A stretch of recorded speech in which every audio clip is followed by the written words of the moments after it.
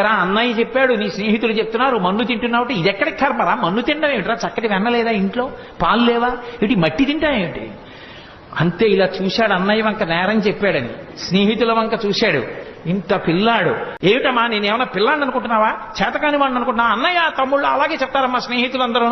నేనేం మట్టి తినలేదమ్మా, నిజంగా నేను మట్టి తినుంటే అమ్మా నేను నోరు తెరుస్తాను, వాసన చూడమ్మా, నా నోరు వాసన వస్తే నన్ను కొట్టేయమ్మా అన్నాడు. అంతే.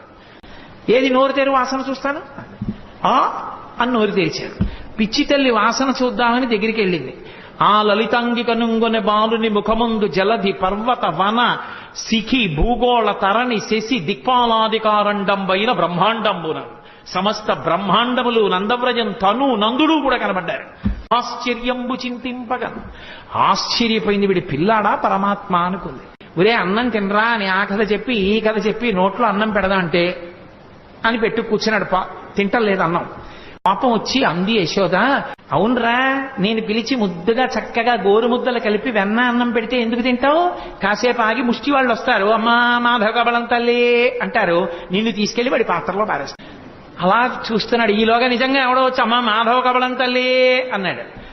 ఏదో పట్టుకెళ్ళి వేద్దామని పాప వాడు అటు తిరిగింది. వెనక నుంచి వచ్చి అమ్మని గట్టిగా పట్టేసుకుని రెండు కాళ్ళ మధ్యలో తలపెట్టేసి అమ్మా అమ్మ నన్ను వేసేయకమ్మా మాధవ కబలం తల్లి అంటూ వచ్చిన బిచ్చగాడికి వేసేయకమ్మా అన్నాడు. ఏమిటో పొద్దున్న నోట్లో లోకాలు చూసినట్టు అనిపించింది, కానీ నా భ్రాంతి పిచ్చి పిల్లాడి ఇంత భయస్తుడు వీడి నోట్లో లోకాలు ఏమిటని పిచ్చి తల్లి మళ్ళీ మాయ వహించేసి